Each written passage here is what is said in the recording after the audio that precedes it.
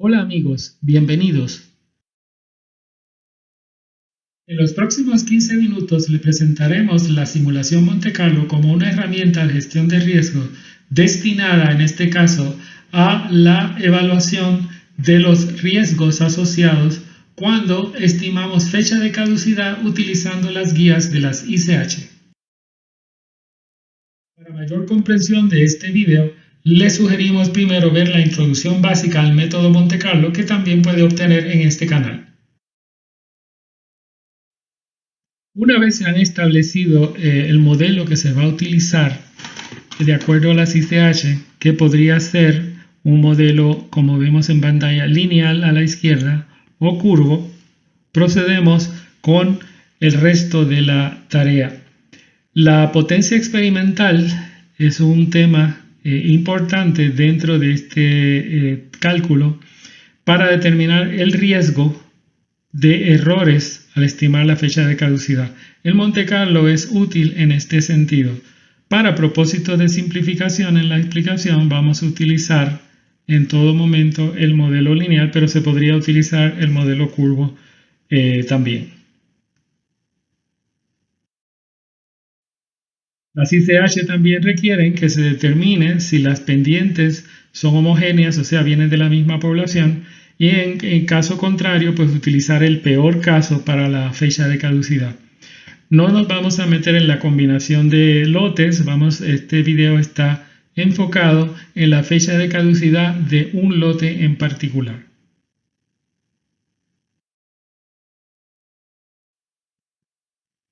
Existen una serie de factores que afectan la confiabilidad del estimado de la fecha de caducidad. En pantalla vamos a hablar de 7 y luego hablaremos de otros más. En primer lugar está el CB o desviación estándar relativa, como también se le conoce. El segundo es la cantidad de meses que estamos dispuestos a esperar para hacer esa estimación de fecha de caducidad, para no tener que esperar hasta el final, por supuesto. El tercero es si existe homocedasticidad. El CB a tiempo cero puede o no repetirse, o sea, ser consistente de estación en estación. La homocedasticidad significa que el CB se mantiene constante en todas las estaciones.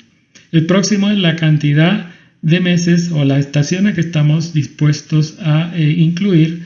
Por ejemplo, puede ser 0, 1, 3, 6. A veces se omite el primer mes y así por el estilo. El quinto es si el modelo es lineal o no. Eso ya lo vimos. El sexto es el tamaño de muestra por cada estación. Usualmente se utilizan 2, pero puede ser cualquier otra cantidad. Y finalmente la pendiente de cambio, si es negativa o si es positiva y cuán acelerada es. Todo esto induce en el riesgo de no detección de la fecha de caducidad, y ese riesgo puede ser apropiado o puede ser un riesgo inapropiado. También tenemos el límite inferior de la especificación. En este caso estamos hablando de, tenemos un ejemplo aquí de 90. Si es concentración de solventes, necesitamos un límite superior. Podría ser 110, pero no necesariamente. Y el próximo parámetro a definir en la regresión es este que está aquí, el 50% de los datos estarían por encima del límite inferior de la especificación, límite inferior en este caso porque estamos hablando de degradación. Al ajustar el parámetro de la regresión al 50%, lo que estamos haciendo es definiendo que el 50% de los datos van a coincidir en esta banda inferior. Esta sería la población. 50% de los datos estarían más arriba que el límite inferior, que es esta línea que está aquí. Pero eso es configurable. Uno, si desea que sea mayor al 50%, por ejemplo 80%, pues toda esta campana quedaría más arriba y la fecha de caducidad sería más corta. Eso se define dependiendo de los requisitos de su compañía y también de los requisitos según las guías en el país donde usted resida. Y finalmente el intervalo de confiabilidad que se va a utilizar para estos cálculos.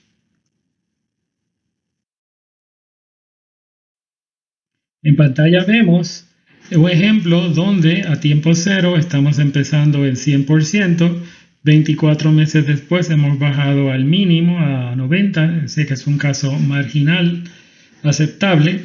En el ejemplo que les voy a dar más adelante voy a utilizar una degradación mayor. Esta degradación es de 0.42% por mes basado en un modelo lineal. Vamos a utilizar para el ejemplo de Monte Carlo 0.55, que es un poquito más alta.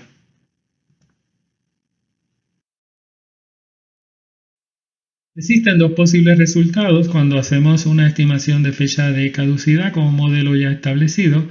El primero es que podamos llegar a una conclusión de que existe una fecha de caducidad estimada, como vemos en pantalla.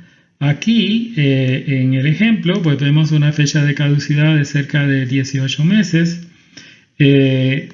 Y esa fecha de caducidad 18 meses con límite inferior de 90. Así que hay una detección de que hay degradación y se hizo un cálculo. Pero también puede suceder que no sea posible hacer el cálculo porque la degradación no sea significativa. En este caso, pues no calculamos fecha de caducidad y aparece en blanco el espacio para fecha de caducidad.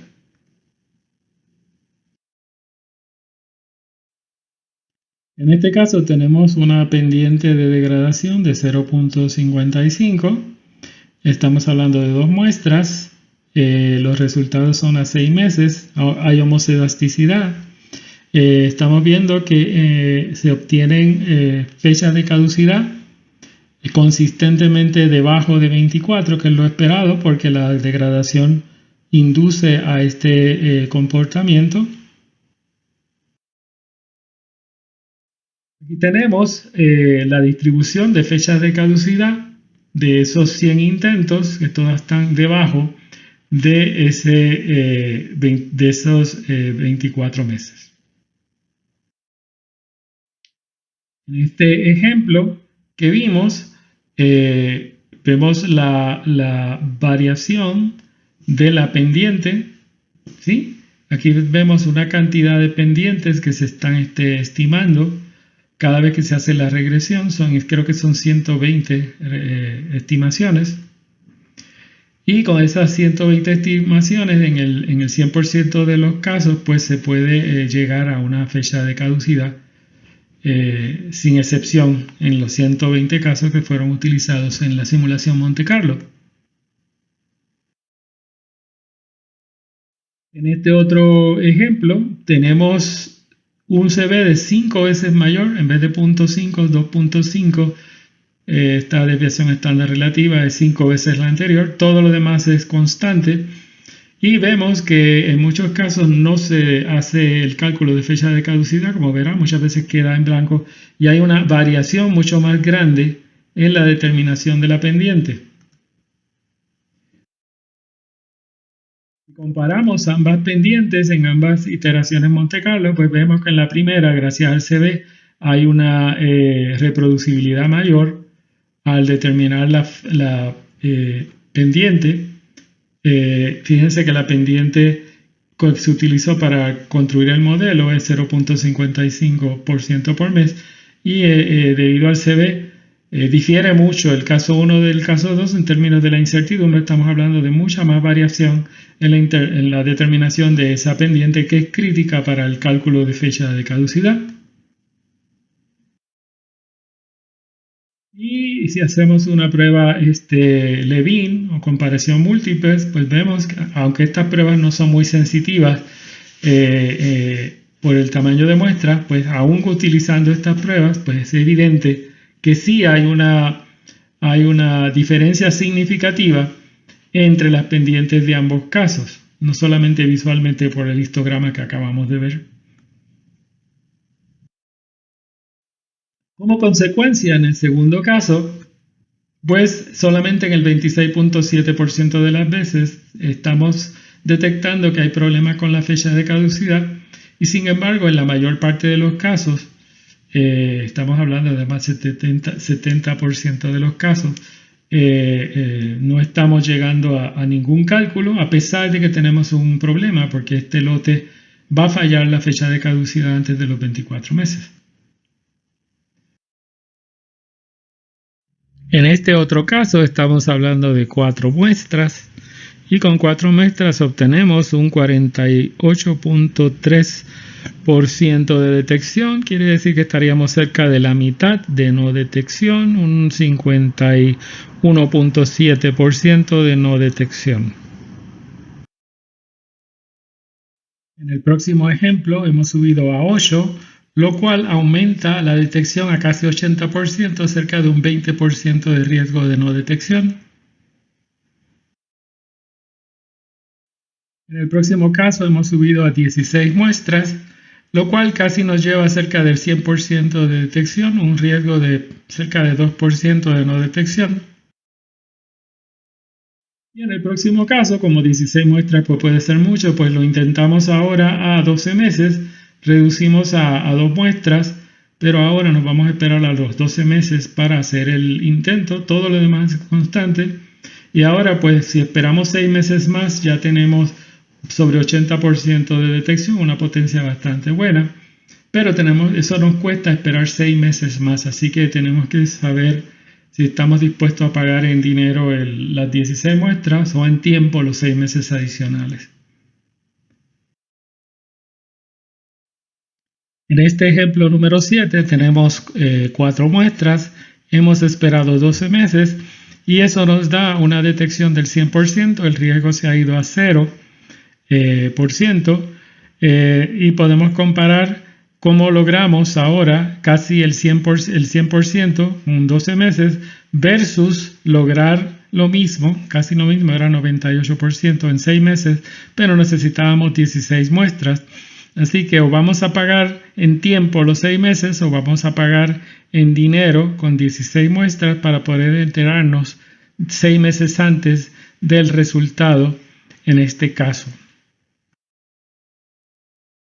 Comparándolos todos, pues el peor caso eran 6 meses con CB de 2.5, tamaño de muestra, aumentando a 4, baja estamos hablando de 50 y tantos por ciento, la capacidad o sea, el riesgo, que es lo que estamos midiendo aquí, mayor riesgo, menor riesgo aún con 8, menor riesgo aún con 2.5, pero esperando a 12 meses. Y a los 6 meses, si estamos dispuestos a pagar el precio de los 16, el riesgo era bastante bajo. Los riesgos más bajos serían con CBs bajos o con SOBs altos, pero esperando 12 meses con tamaño de muestra de 4. Esto nos ayuda a tomar una decisión en el diseño de experimentos de nuestro programa de estabilidad porque a través del tiempo pues ganamos experiencia sobre los CBs que experimentan estas pruebas y cuánto tiempo necesitamos para tomar una decisión.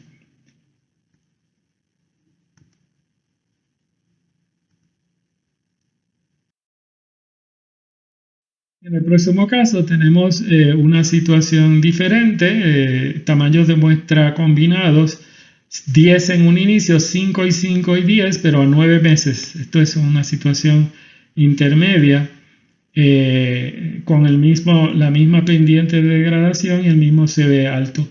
Y ya pues no tendríamos que esperar a los 12 meses, ya tenemos 98%, pero con 9 meses haciendo una combinación de 10 al principio y al final. Estos serían 0 y 6 y esto sería 1 y 3 de los tiempos, como lo ven aquí. Aquí está el 0 y está 3, perdón, no es el 1, es 3. Aquí estamos hablando del 6 y así hasta el 9. Así que serían 0, 3, 6 y 9.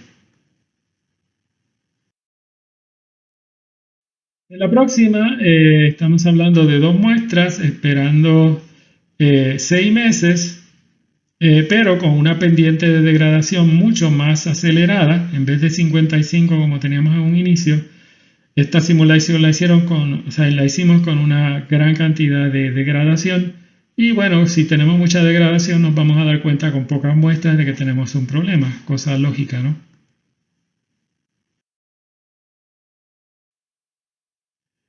Existe una serie de estrategias que podemos utilizar en estos casos. La primera es medir el CV en cada experimento de estabilidad y compararlo con lo obtenido durante desarrollo.